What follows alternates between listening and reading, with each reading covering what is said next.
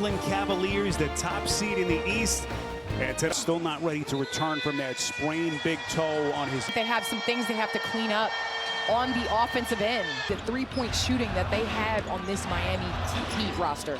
James Williams, Kevin Scott, J.B. DeRosa, and right off the bat, Jared Allen. That's the difficulty that they're playing against time and time again, especially off of a Cavs make when they're able to set their defense. Miami Heat, a 37-point loss in Game 3. Worst playoff defeat in their franchise history. As Sam Merrill, who's making his 5th start of the season, comes up with the steal on the baseline. So 2 possessions for the Heat, 2 takeaways for Cleveland. Donovan Mitchell, couple of fakes into the corner. Open look at the 3 for Mobley, an extension of his offensive evolution this season.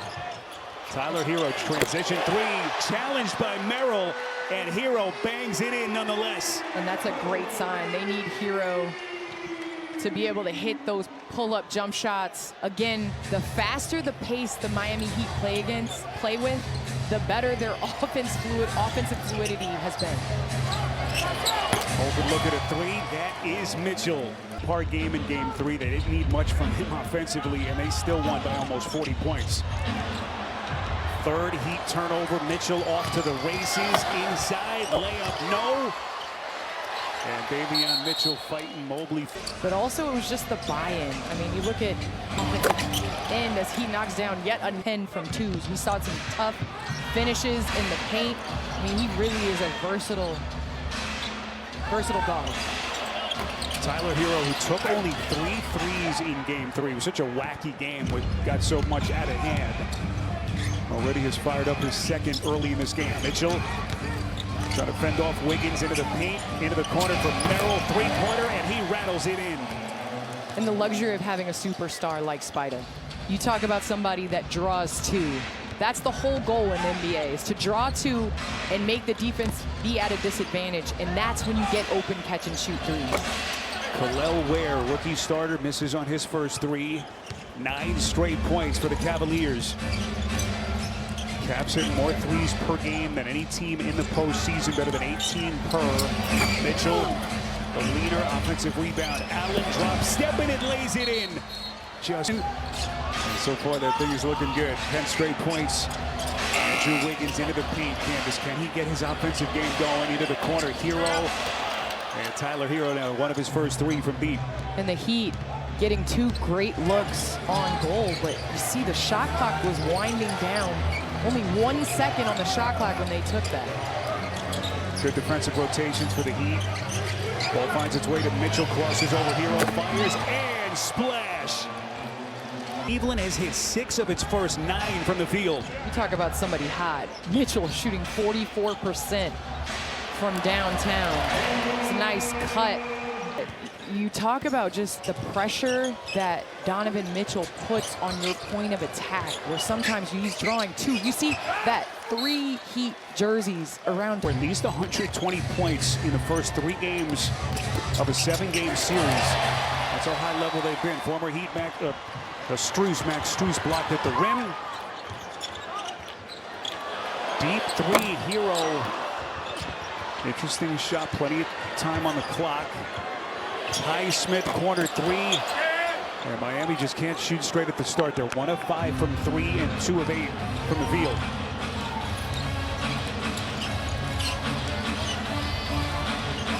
Donovan Mitchell in the corner. Davion Mitchell, best perimeter defender for Eric Spoelstra. 6 to shoot. Look at open floor. Just vicious. Defender with the Heat for the slam. Candace, how about this start for Cleveland? Business-like. They are playing like a 1 seed so far. Wiggins steps back. You know, you learn so much about a team in this kind of a situation. Do they put their foot on the throat of their opponent? Or do you allow Miami to build some confidence? And boy, what a start. You see Game 3, and that really sets the tone. Game 1, same thing.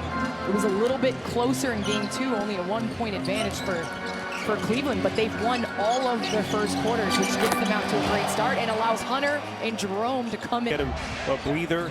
Hunter, magnificent in Game 3, 21 points. As Davion Mitchell misses from that high post area. Ty Jerome, who's been off the charts in this series,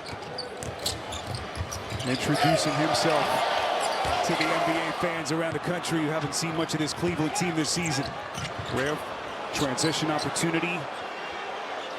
And that right there has got to be a score on a 3-on-1, essentially, fast break. The Heat have to look for opportunities to score early in the offense where they have the advantage. And their defense packing the post to make these other guys try to beat them. Hands. And with the physicality of a Cleveland defense, there's a lot of up-to-touch switches. But now the ball's in their hands. And with the physicality of a Cleveland defense, there's a lot of up-to-touch switches. And so they're not playing off of closeouts. They're not playing with the focal point being elsewhere. And it's taken some adjustments, but they've done just that.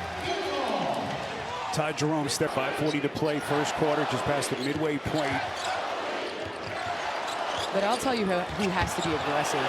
Beautiful little backdoor cut, Pelle Larsson. Yes, Larsson, that cutting has really been effective against the Cavs defense. Andrew Wiggins. Andrew Wiggins has got to do a great job of putting pressure on the defense in that mid-post as Jerome has his way on that nice floater. But I think he could be unlocked in the mid-post, and he's got to be aggressive. Can they stop this Cleveland defense? So lethal, so interchangeable as Hero misses on a three. They needed a monster game from Hero. He hit his first three, but he has cooled off since. Now 1 of 5 to start. High pass. Hunter and Hero. Offense playing in Golden State all those years. I think that's where you can be dynamic, is the cutting off ball, but the Heat have to find ways to get the ball into the paint, whether it's driving, whether it's throwing it into the post up, just to get the Cavs in the defense. And we've seen some depth in this playoffs. We just finished covering OKC versus Memphis. We saw the depth in the OKC guards as Allen gets another steal.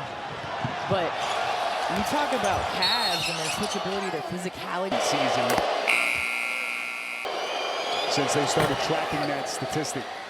Well, they're shooting 40% from beyond the arc. It's just they're getting destroyed in the paint by a Cavs team that has been top of the league in both 2-point field goal and 3-point field goal percentage. Corner three-pointer from Highsmith won't go. You saw the president of Cleveland there, Kobe Altman. And give him all kinds of credit, him and his staff, his GM Mike Yancey, the roster that they put together. What Ty Jerome did, he gave them the confidence to be able to go and do that, to be able to go out and make a move to get a switchable 3-and-D guy that could come in and guard different positions and knock down the three. Let's check in with Dennis. Well, guys, you got to give Kobe Altman a lot of love because he didn't rest on his laurels. He had the best record in the NBA. You go out and get DeAndre Hunter. He sits down with Kenny Atkinson when he takes over and says, hey, how do we get Donovan Mitchell? What an alley-oop pass to Jared Allen. Now threw back to the panel. Can this team get to the finals and win the whole thing? Well, 3D, the question has been, can they do it in the playoffs the way they operated in the regular season?